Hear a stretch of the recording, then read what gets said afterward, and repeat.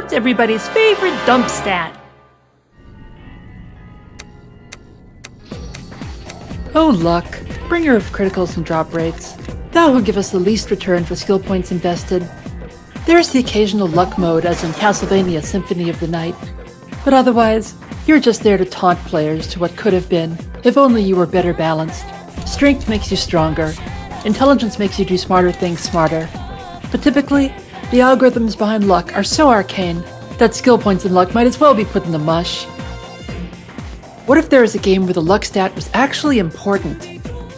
In fact, what if luck and its stat were essential to the main themes of its plot? There is such a game.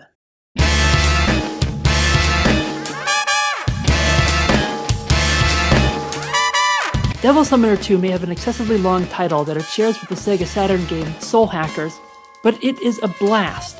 It is the baby of Kazuma Kaneko, the famous Shin Megami Tensei artist. Shoji Meguro does the music in an impeccable jazzy style. Unlike the standard turn-based SMT titles, you get to fight with your demons in real-time battles, and even drag them around the streets with you.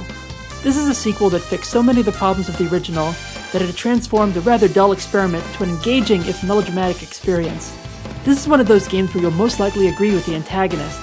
It's actually a budget title, so it contains no voice acting and the backgrounds are all pre-rendered like in the early Resident Evils, except for the battle arenas. It takes place in the early 1920s Tokyo, during the Taisho period. Your home base is in the Tsukudo-cho district, but you'll take the trolley to many other districts as well. Raidou Kuzunoha is the titular devil summoner. His powers are based on the traditional role of the Onmyodo, a role similar to a court sorcerer who's practiced in both the sciences and occultism. He serves the Yatagarasu, the three-legged crow people who serve as the manifestations of the will of heaven watching over Japan. He derives his last name, Kuzunoha, from the legend of a female fox kami of the shrine of the Shinoda Forest. She was popularized from the Taito Monogatari series, which also features her descendant Yasunori Kato, on whom Raidou's appearance is based. Kato is also the basis for many other characters, such as M. Bison. The Taisho period is a time of political upheaval. Western concepts of universal suffrage and union rights are growing in popularity. The communists haven't quite gotten a foothold into the political scene yet. Western culture, architecture, and concepts of modernity are popular among the middle classes. Western dress and cuisine are staples in the capital, Tokyo. Japan is also increasing itself as a colonial power. They seized former German holdings in Asia, including the Shandong province in China. As a member of the Allies in World War I, Japan is one of the major players in the League of Nations, so Western powers have not contested these seizures. This game focuses around a woman named Akane Narita, whose father is a member of the national legislature known as the Diet of Japan. This is a democratically elected parliament, a shift away from the traditional oligarchy that ruled Japan, which had its power chipped away throughout the Meiji Restoration. The ancient and the current live side by side in this transforming nation. Modern citizens want to dine at the fancy new Italian place instead of the stuffy old tofu shop. Older workers huff at this immodest nonsense. It is in this environment that Raidou Kuzunoha XIV acts as mediator between a struggle of the old and the new, where a classy dame brings trouble and the luck of the nation is on the line. Join us, won't you, for Devil Summoner 2, Raidou Kuzunoha vs. King Abaddon.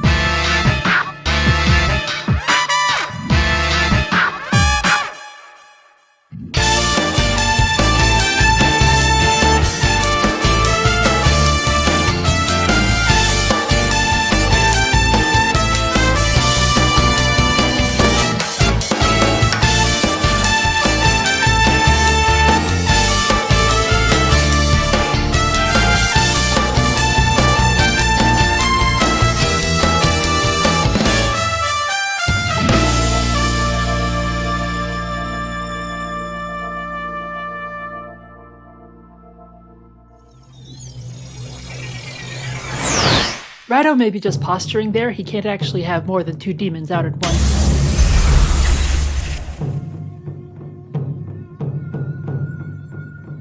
Anyhow, we'll just select New Game.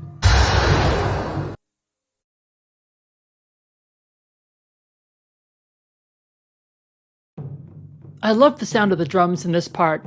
Makes it sound very traditional.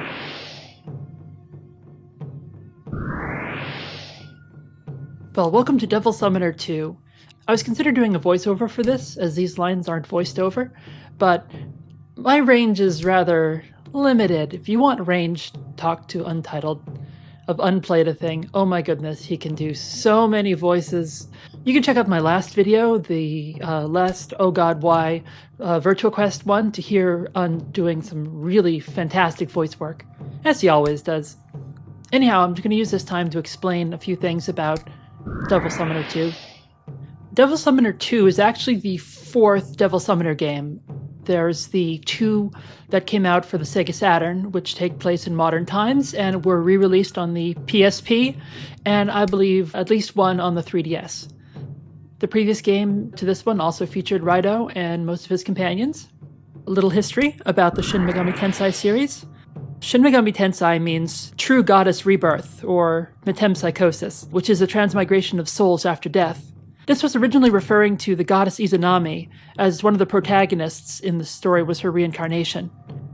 The original basis for this series is a novel called Digital Devil Saga by Aya Nishitani, about a computer programmer who creates a devil summoning program and brings Loki into the world, who plans to destroy it.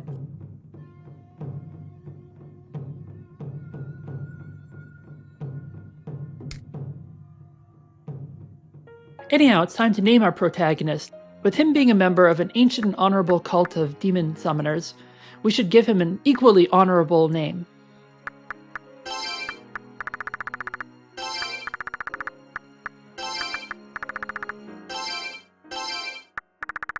A name truly befitting his stature,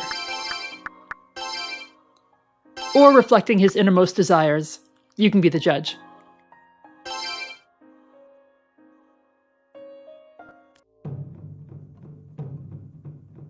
I think that's correct. That's the name he's always had. I'm pretty sure that's what his parents called him.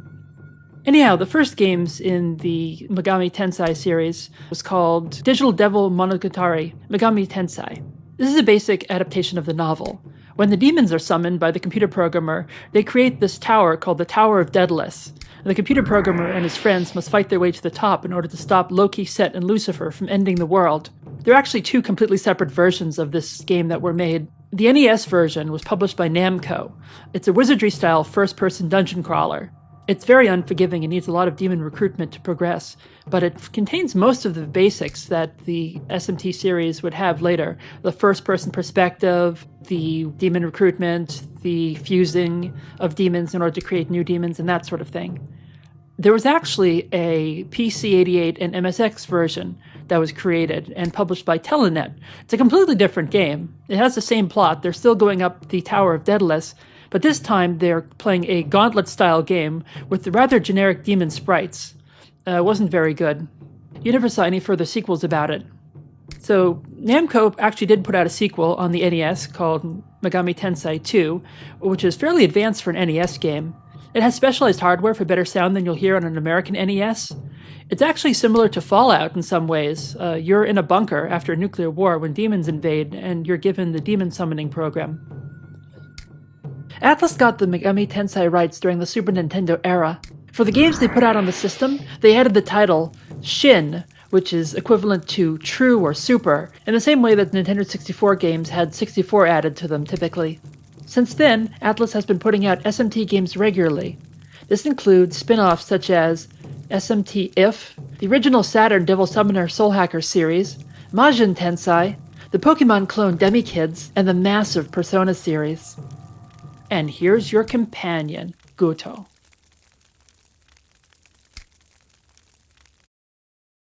Aww, Goto.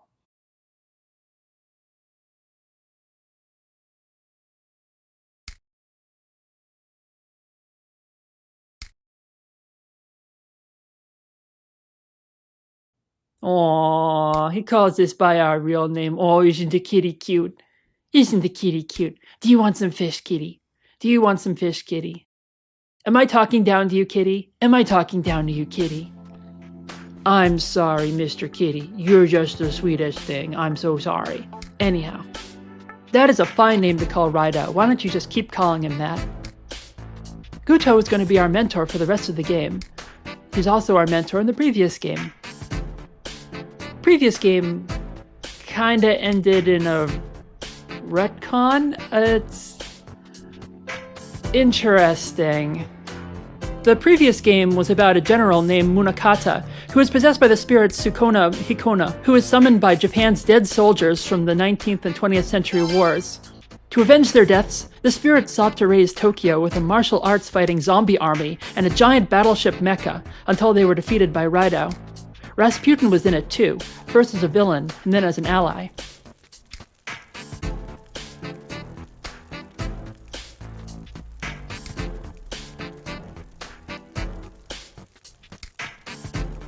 So at this point, we're going to go off and do some training. We're actually going to be instructed in how the battles work in Devil Summoner 2. They work a little differently than Devil Summoner 1. In this game, Kaneko wanted to bring back a lot of the traditional SMT conventions of the series.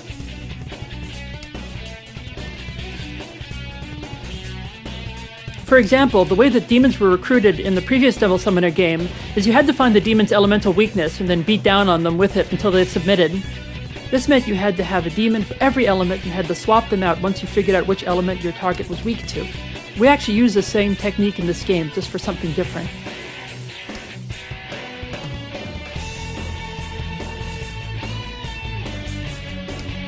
A lot of the pre-rendered backgrounds, models, and music are recycled from the previous Devil Summoner game too, so it won't have the same impact on a player of that game. Fortunately, I played this game first, so it's much more memorable to me.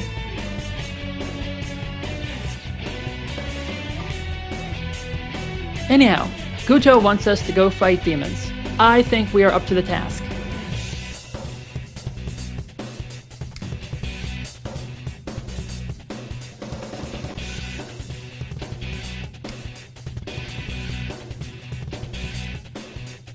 There are several fights in this hall, and each one of them are going to introduce a new fighting concept to us.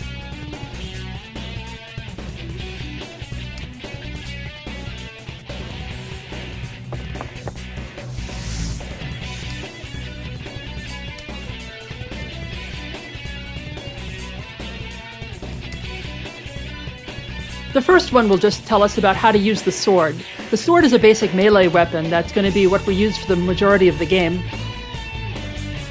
Swords can have elemental properties and other things attached to them as well, so it's not like it's a pure physical attack.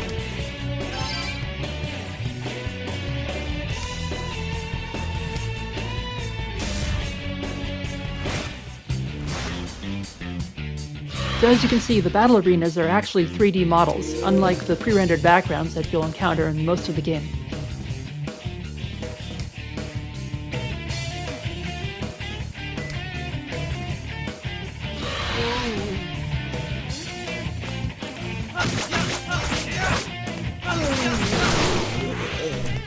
The strong attack is a little different. It actually eats up into our magic reserves, so we don't want to use it as much unless we have a way of refilling our magic reserves. Fortunately, we do.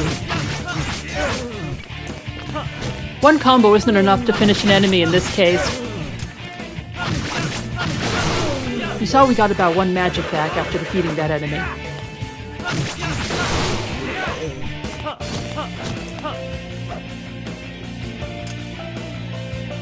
And from that fight, I got some experience.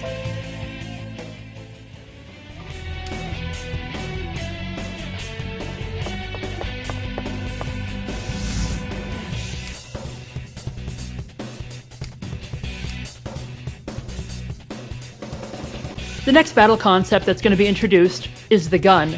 The gun is actually a concept that goes back several generations of SMT games. Even the earliest SMT games used guns. Guns would perform elemental attacks on enemies as well as other magic attacks.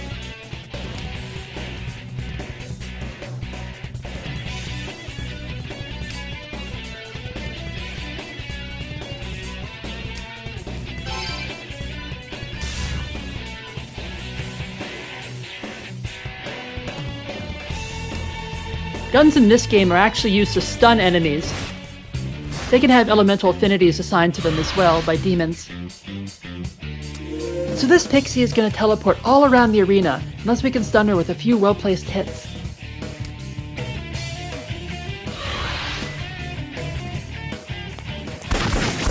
We didn't hit her enough to stun her in that case.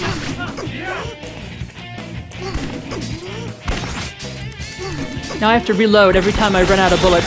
There, you can see that she's stunned because she's not moving.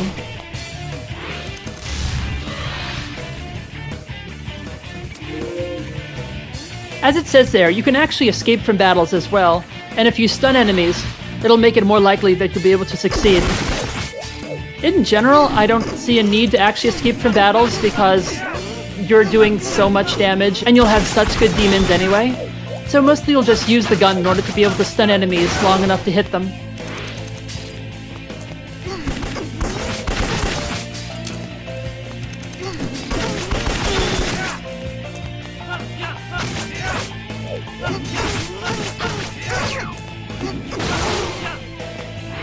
And one more. It took 5 bullets to stun an enemy.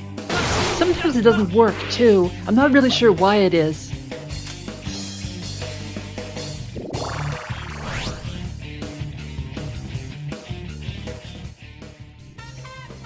So Raidou has 4 stats that he can level up. Strength includes how much damage his sword does, magic is how much magic he has, vitality is how much hit points, and luck. Luck governs a lot of things, and we'll get to them later. But for now, luck governs his chance of getting preemptively hit and how good a chance he has of finding items in the world. It'll do many other things in a bit.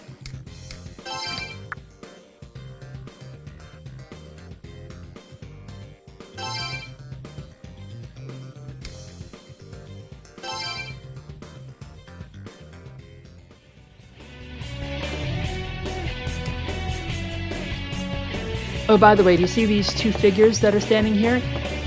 All they do is reiterate to you what the previous battle concept you just learned was. Also, you see in the upper left-hand corner there's a moon phase meter. We'll get into what that does at the end of this episode.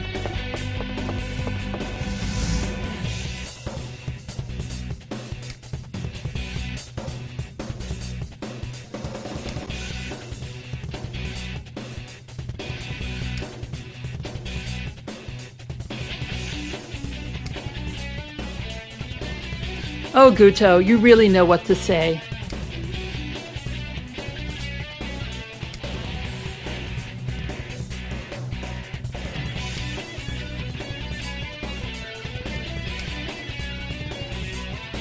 So this time we're being taught how to block and dodge.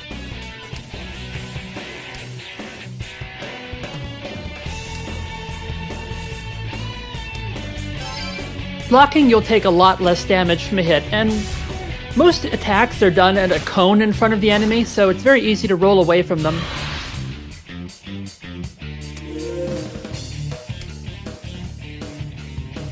In this case, the squid-shaped demon is going to attack us with a very powerful attack called Wind Cutter, which basically makes a stream of wind come out in front of it.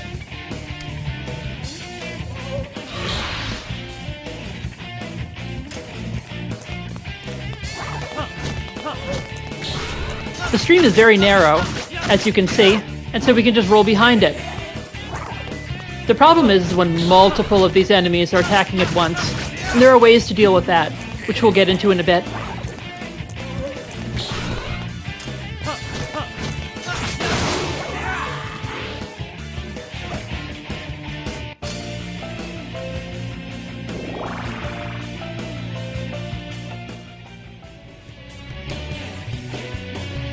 Down the lower right-hand corner, there's a blue icon. What that does is indicate your chances of being attacked by an enemy.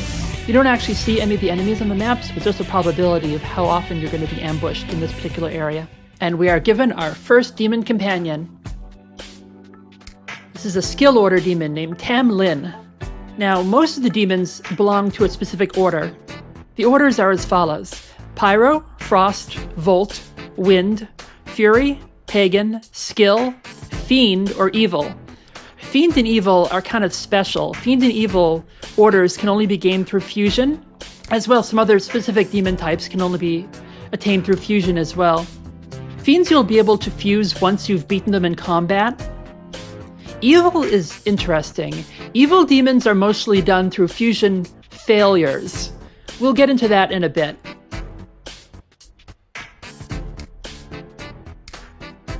But as Tamlin explains here, every demon has a set of skills that you're able to call upon in the middle of battle.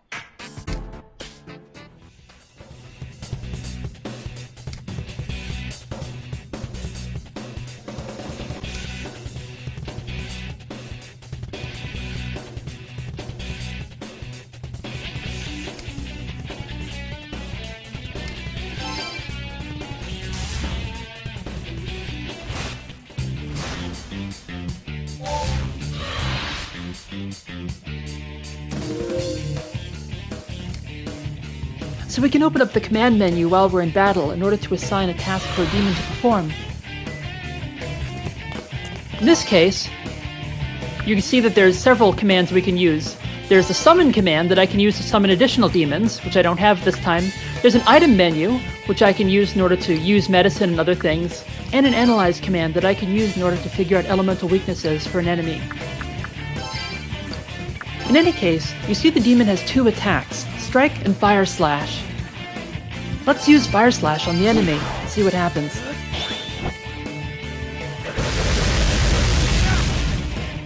One hit, but that took a lot of magic. It's not an attack we could easily use. And we just leveled up again. Well, he's going to be using a lot of magic. As you saw, it cost 40. But I think he's going to be using his sword a lot more. As you can see, that attack cost 40 magic, which is quite a bit. However, for the most part, we're going to be using our sword. So leveling up strength is probably a good idea.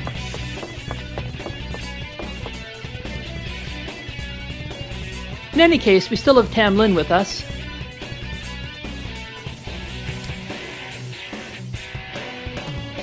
As Tamlin says, the demons use your magic. They don't have their own pools of magic.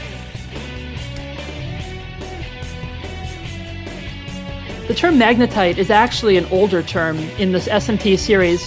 It's what the series uses to call magic in general, in the same way that the series refers to Maka as the term for the demon currency. As it says here, now we're explaining the technique that we use in order to regenerate our mag, or magnetite.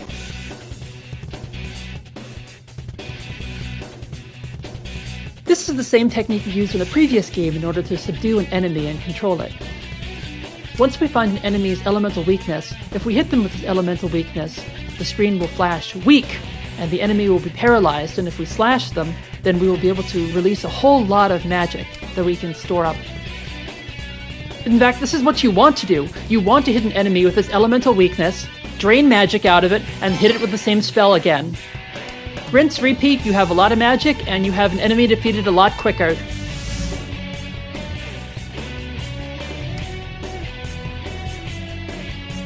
It's very similar to a real-time version of the press turn battle system that was used in SMT 3 Nocturne.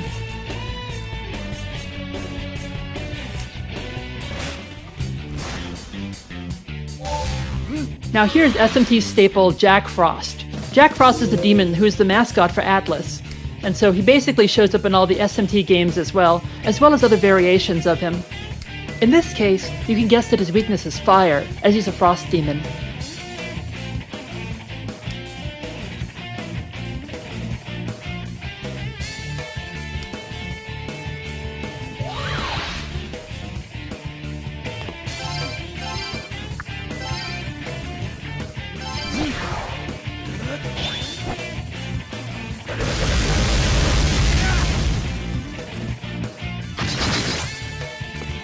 And if we hit him, we get all the magic back out of him.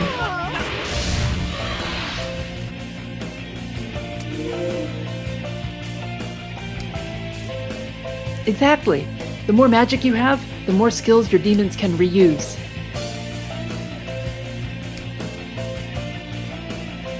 I like that little roar. It doesn't matter what demon it is, it uses the same roar. So even the smallest pixie can have a fantastic roar.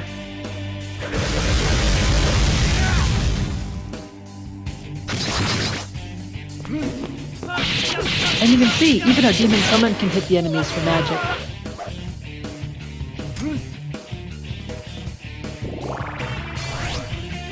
You can see a lot of other stats that Tamlin has. We'll go into them next episode.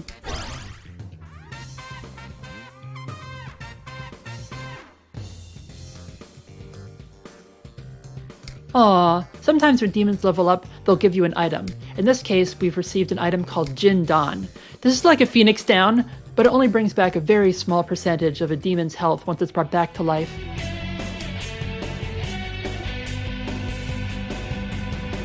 Also, you see Goto pursuing us. Goto will follow us anywhere we go. It's very cute. Ah, the final test. We will be able to summon 2 demons in this fight.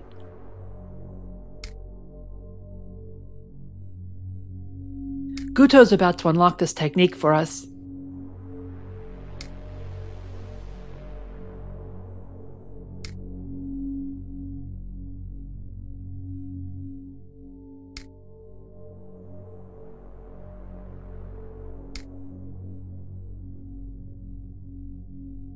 Oh boy, we're about to get a second demon. And it's going to be assigned to us. Oh boy, I can't wait. Who is this? Well, you know, we don't know anything about Raidou's sexuality. We don't know if he's straight or not. You know, he'd probably rather not deal with that sort of thing right now that he's on the job. Sure, Tamlin. Sure. That's why.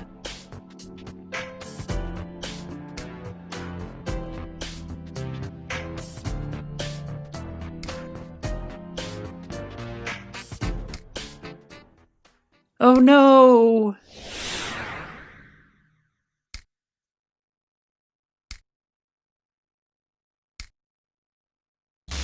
Yay! It's a Spider Girl! Oh, just what we always wanted. Hey, Tamlin! Be nice to our Spider Girl friends. They are very sexy and I won't hear a word against them.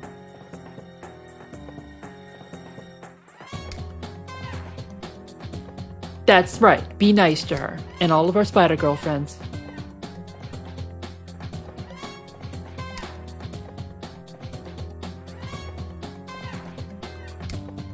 Oh dear, I think she's a little too attached to Raidou right now. This isn't gonna work out.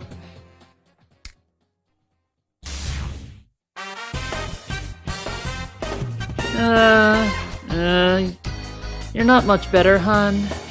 Let's not get clingy on Raidou, he's technically 17.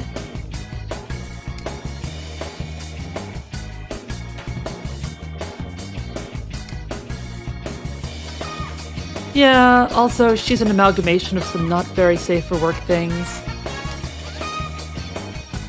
Yeah, look her up on Wikipedia if you really want to know.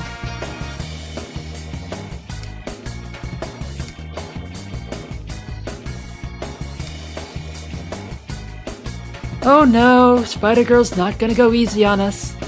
Well, I think we can handle this.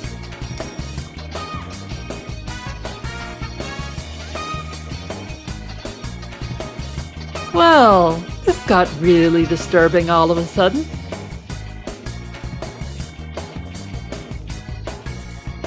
I don't see how they couldn't either. So what they're asking us here is to set up 1 demon to heal and 1 demon to attack. A pretty standard setup. We won't use this setup too often in battle, but it's there.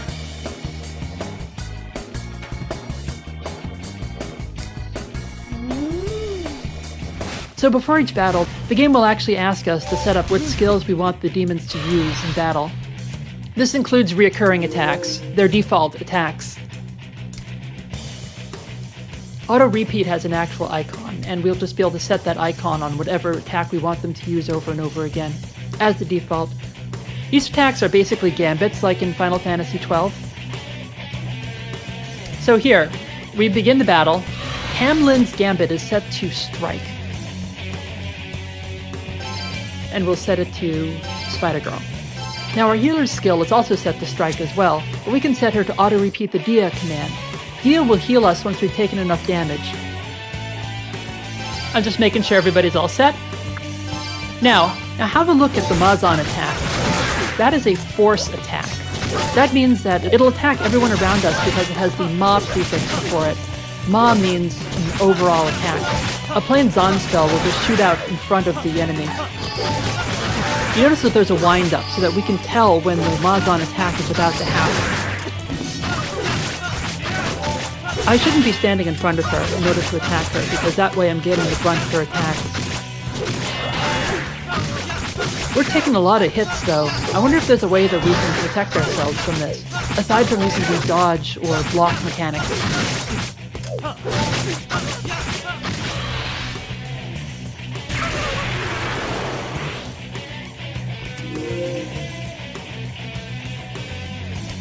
At this point, we learn how the demons dodge, and that's by using the L2 button.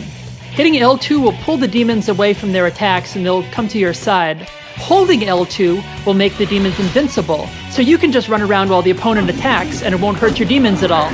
So as soon as I can see that she's about to do a Mazan attack, I just pull the demons away and they'll be safe. There's a lot of management on the field.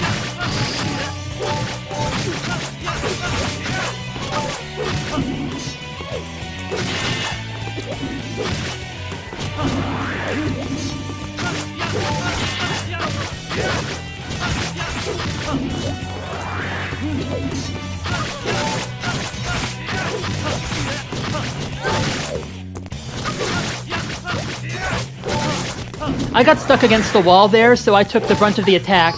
If there had been space to run, I wouldn't have gotten hit. So we just keep on hitting and dodging her attacks. It's a very cool action-oriented system. It's a lot of fun to play. You have to manage a lot of systems in it, but it's actually pretty fun once you get the hang of it. You're always looking to dodge attacks, block attacks, or keep your demons out of the way, as well as looking for openings to attack the enemy, or use their elemental weakness against them.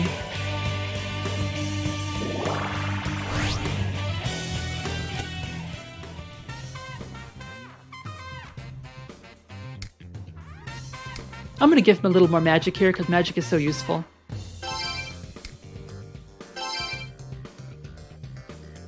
Yay, Raidou has passed the test. And all is well. Unfortunately, we don't get to keep any of the demons that we met here. So goodbye, Tamlin. Thank you for your aid.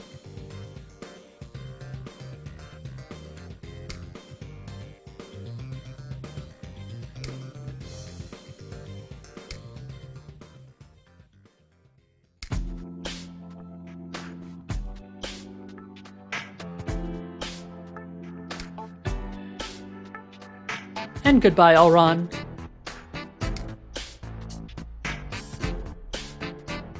I'll be able to summon both of them again at some point, either by negotiating with them in battle or via demon fusion.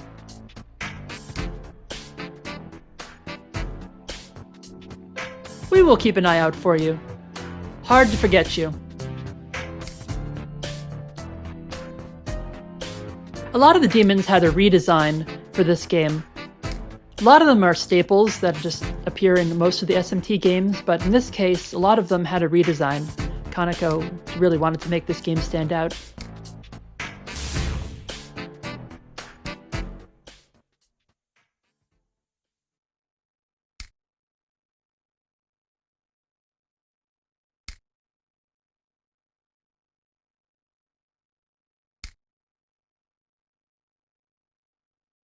So it says the Sacred Hall is 3 pine trees, and this is actually a symbol of the Yatagarasu, who are the 3-legged crow people who represent the will of heaven.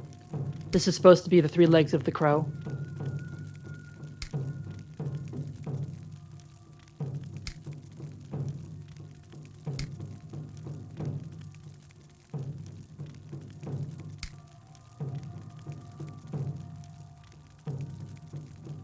Guto is not used to being complimented like this, but, you know, It's always good to get it when you can get it.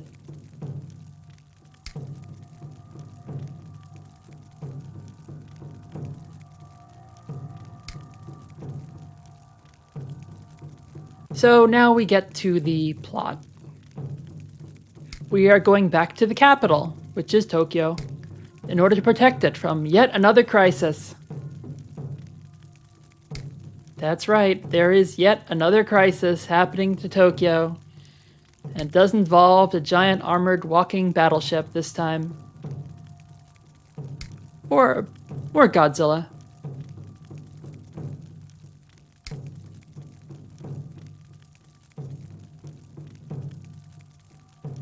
Raidou's been trained throughout his entire life to be able to master these demons, so he's not exactly a city boy. He's a country boy. He's a simple soul. He has simple needs. As you can see by the name his parents gave him. Or it could have been the name he gave himself when he was in school and he was feeling bored. Kind of wanted to break out of the traditional role. You know, we all want to break out of our traditional roles on occasion. Poor kitty can't clap his paws.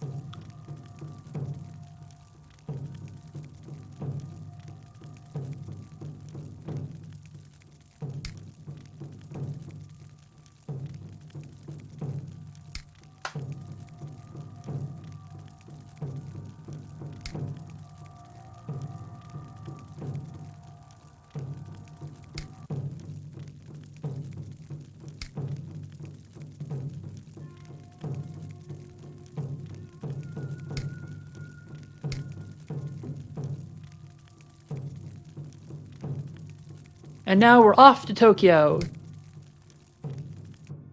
Whatever will our adventure bring us. But first we have to make a stop to the shrine in Shinoda Forest.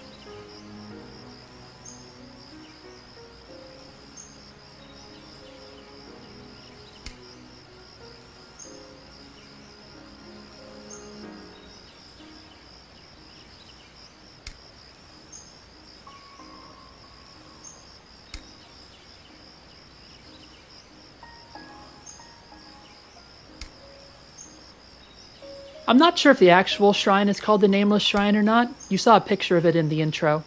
It looks similar to this one. So this shrine is basically the contact point between the Yatagarasu and the Devil Summoners. We get our orders from here, and we'll also be able to perform some very interesting actions here as well. In the previous game, you had to come here in order to do Demon Fusion. In this game, though, you'll be able to do Demon Fusion from many places. Oh, poor Kitty doesn't have thumbs. Kitty would be less cute if Kitty had thumbs. Kitties are magic anyway. Although Guto doesn't have any special powers.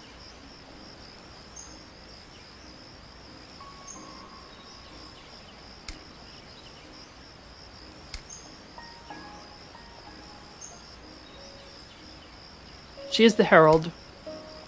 She will give us our orders. And she will assist us in many ways.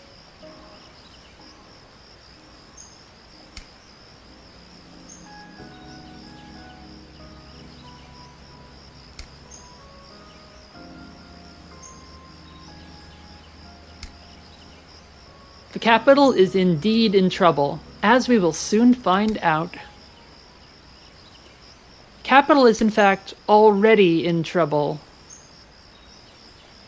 A very small thing has happened, which will cause great disturbances in it. And in fact, it will eventually cause the end of the world. But we won't get to that right now. We're just dealing with our protection duties right now. It's not like we have the whole world riding upon what happens in one particular city and one corner of the world.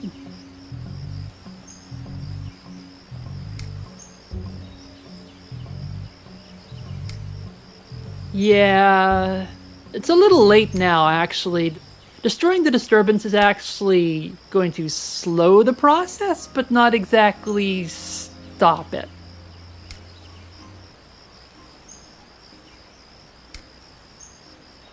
So the game is being very coy about saying, look, you're going to be staying at the same detective agency you were staying at in the previous game.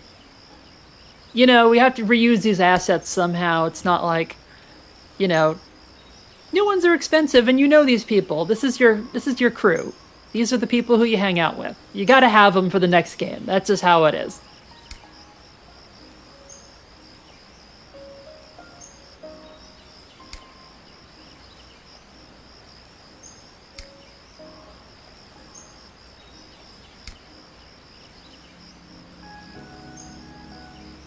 Raidou's really only good at devil summoning and attacking things and asking people things and buying things in Demon Fusion. He's not very good with the social aspects of modern Tokyo life. He's not very good at doing anything that can't be solved by asking somebody on the street or beating up a demon.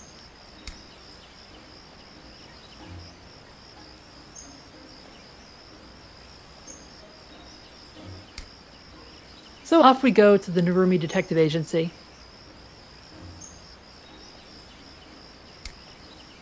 But first, we get to save our game.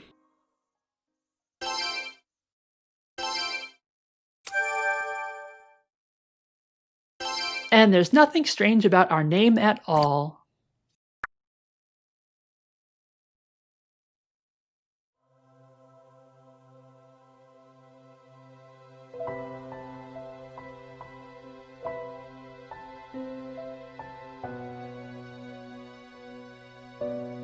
I really feel for the poor translators who had to try to make rhymes out of these lines. You can tell they tried.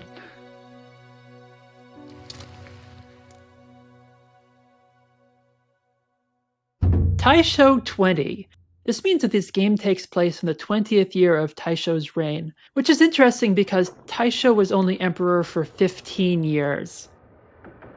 Taisho 1 is the year that the emperor took office, in 1912, but he died in Taisho 15, 1926. Thus it means that this game takes place in an alternate future, and everything has pretty much stayed the same since the 1920s. One of the side quests is a time travel mechanic, which kind of tries to explain this, but doesn't really. The previous game also had the same one. It's a side quest. We're not going to worry about it. I'm actually not going to be doing a lot of the side quests on this game. I want to keep this as a cinematic experience, so you get to experience the plot more than I want you guys to experience like the whole encompassing game. The side quests are not very interesting. I don't really intend to do many of them. I've beaten the game before without doing many of them. It's not like we're going to need the ultra-powerful secret end summon, which is Lucifer. I'll just spoil that. You can go find out what it looks like on YouTube. It's not that big a deal. It's not really worth my time and effort to do that. In any case, we see our requisite mysterious girl who will give us all of the impetus we need in order to start this strange journey.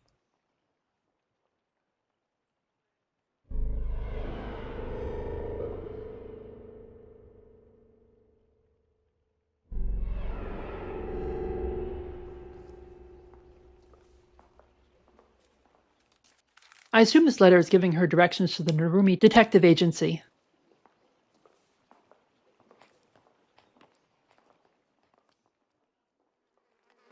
What is this locust?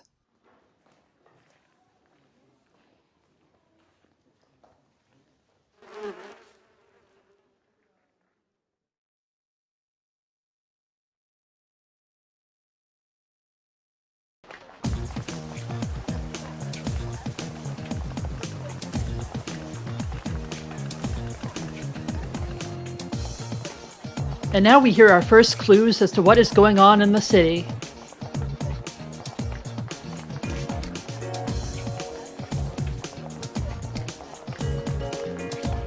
$13 wallets in a day. Huh.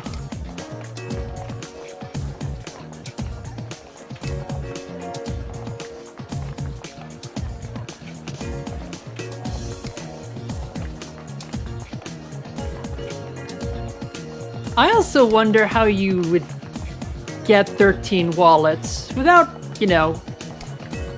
assuming that luck hasn't been completely moved around in the city from some people to others.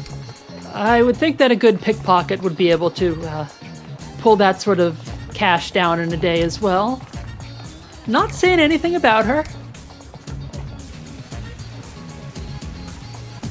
I kind of like this story.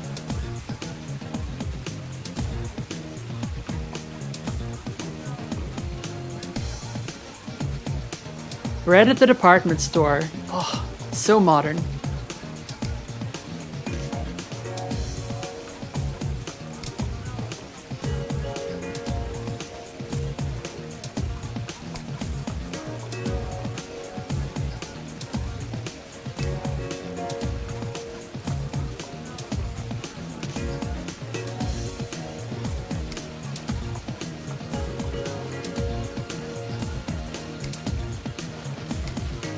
It could have been. That was kind of lucky for you.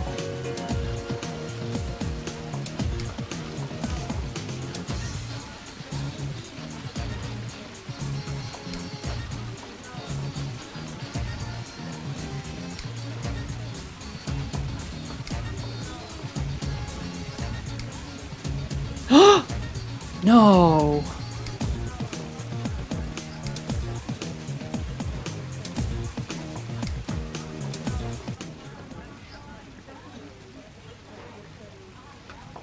Here it is. It is, in fact, the place.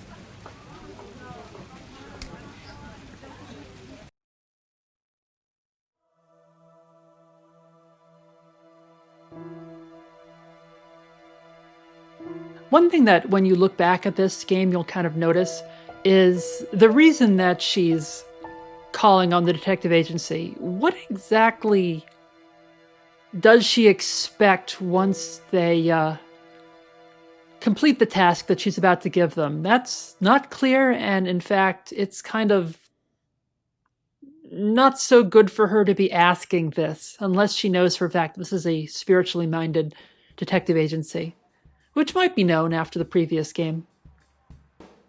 In any case, here's Narumi, reading his paper.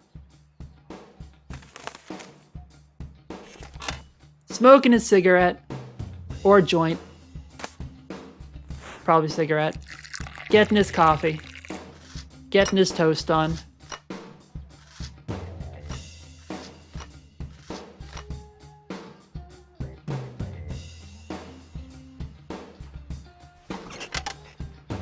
That's a lot of toast.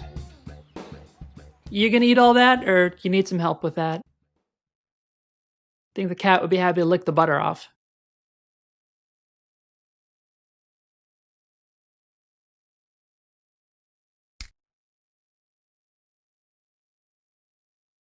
No sign of our quest yet.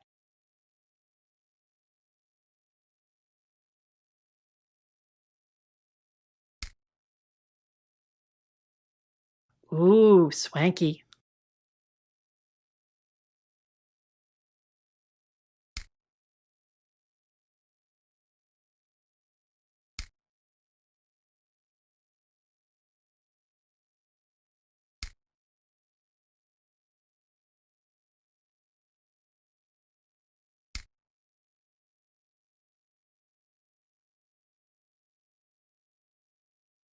Narumi is an agent of the Yatagarasu, as mentioned before, and just seems to take their money without actually doing very much for them.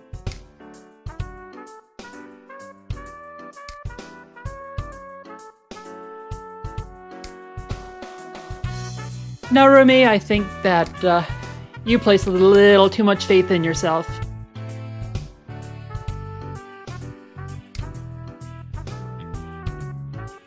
I'm not sure I'd trust any coffee you made for yourself, Narumi. Sure. Raidou relaxes nowhere. Raidou is always prepared for the worst.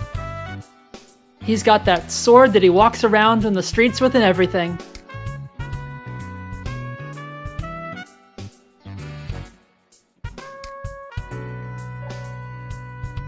Well, he's a 17-year-old after all.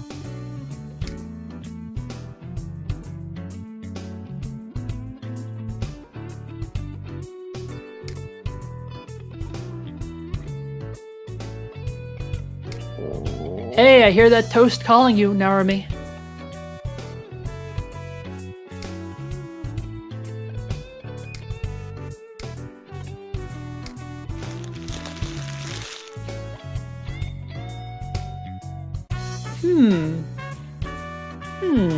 What is it about luck in this city?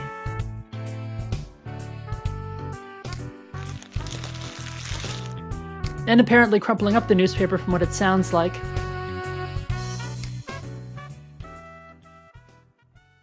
Oh no, the Hindenburg! In Japan!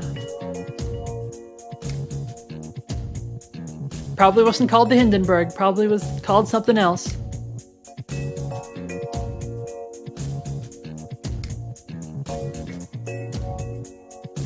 I would say the latter.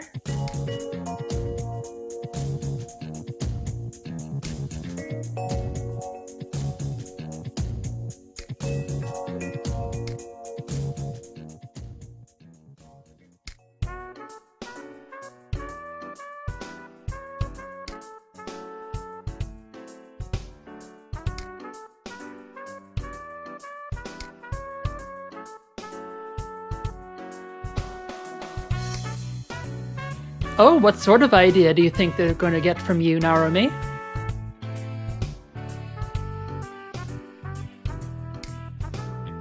Of course, toast is very modern.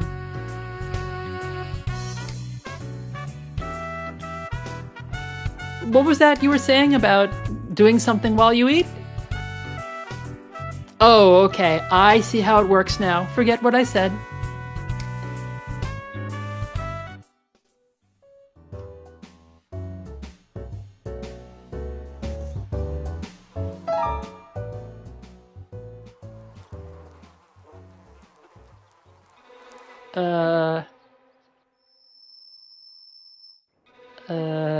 You got a locust there.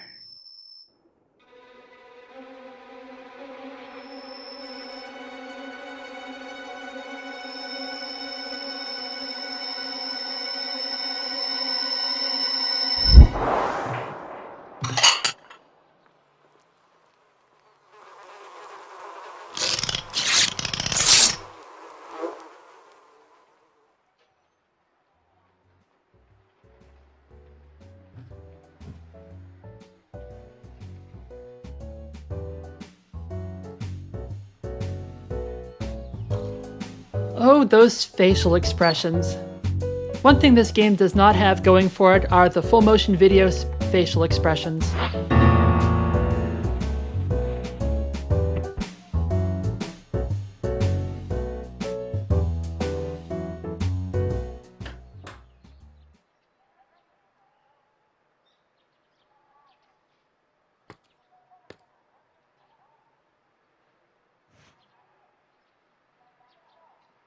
Don't get up on my account.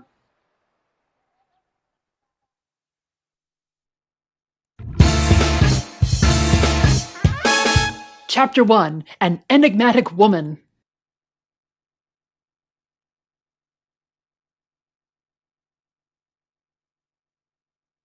Another dame shown up at the Narumi Detective Agency. This one isn't looking so good. I wonder if Guto is supposed to sound like that 1950s mystery announcer voice.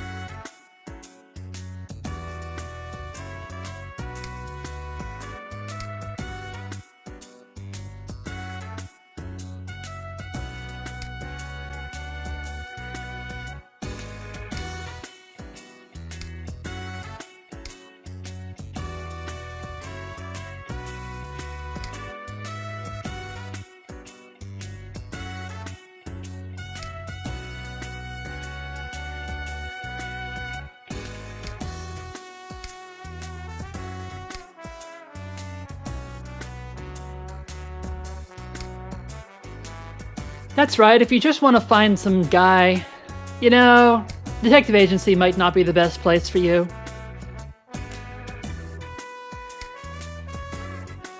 Yeah, Narumi, you're better than this. You can take a better job than this. Nah. Hey, what have I done here? I just moved us onto the chaos path. Like most SMT games, your character has an alignment system. Law, neutral, or chaos. Or in some cases, the rejection of all three of these, but not this game. There are only two endings this time, a law ending and a neutral chaos ending. And unlike other SMT games, this is a very BioWare personification of law and chaos. Law makes Raidou sound like a goody two-shoes and chaos makes him sound like an asshole. So everybody, please decide in the comments, which ending are we going for? Law or chaos? And don't worry, I'll undo this with a later choice. Anyway, back to the game.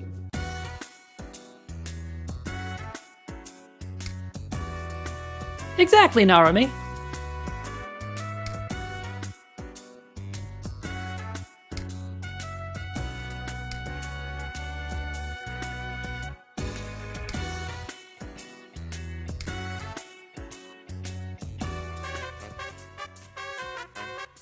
Well, it seems like everybody has their price, huh?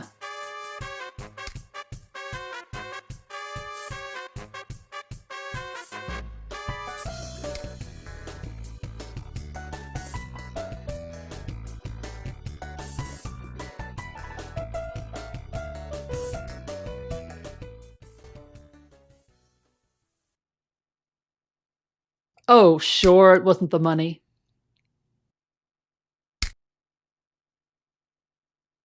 Oh.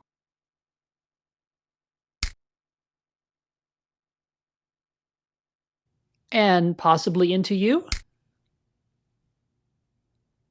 That's right, who knows? Maybe you could get on the board.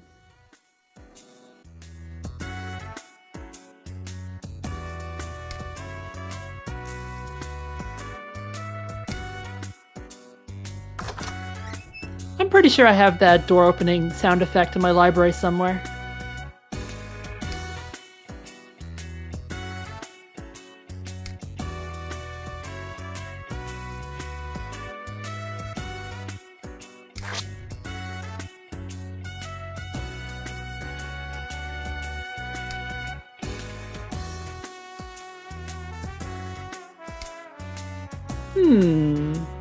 Who is this Don character? And why is he reaching for the camera?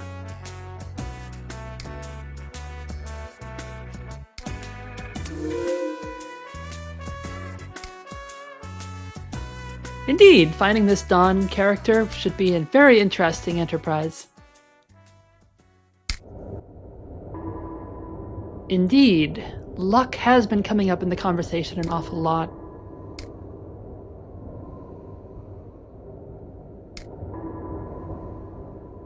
Yeah, whatever's been going on has been going on for some time.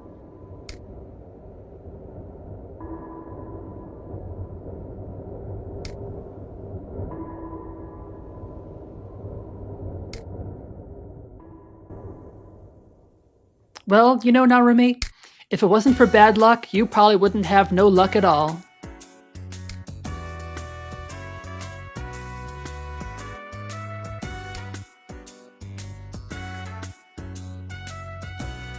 I want to see Goto doing this.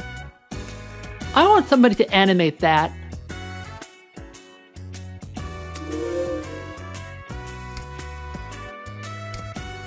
Who is Don?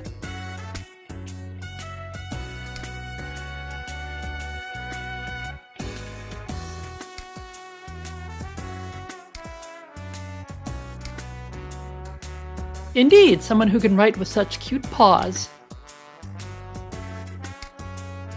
Yes, we'll be able to select it from the menu screen.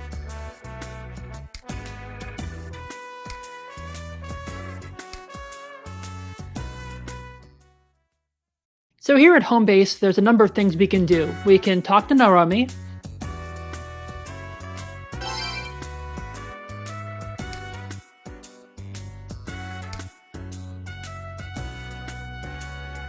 We can rest up, which can heal us and all of our demons. We don't need a nap right now. We don't have any demons. We can save our game. which indicates we're in Chapter 1.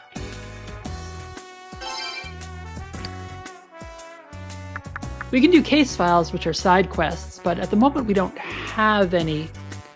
So we'll have to wait until we get some side quests before we're able to take them. We have to come back to the agency to take them. Now we can also go to the roof. If we want to know how to proceed, we can go to the roof and talk with Guto.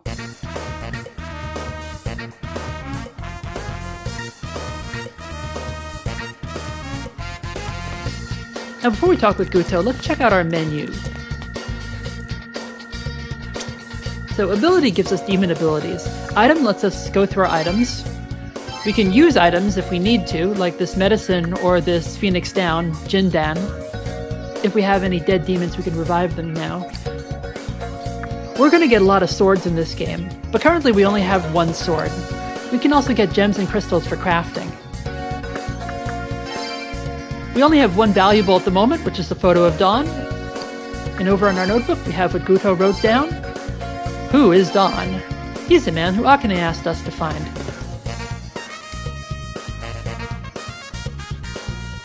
We also have 2,500 yens. Also, every area has a map, which is very useful because we can't control the camera direction because everything is pre-rendered. Let's talk to Guto. Relax. Yeah, that's why he comes up here.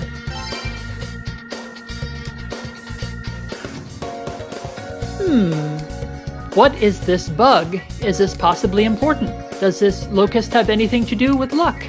We shall see.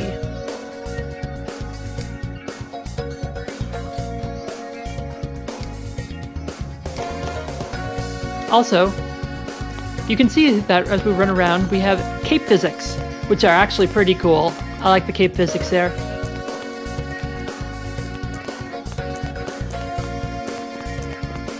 Also, it's half moon, as you can see in the upper left-hand corner. This will affect a lot of ways that we interact with demons. For example, when there's a full moon, we won't be able to actually negotiate with any demons.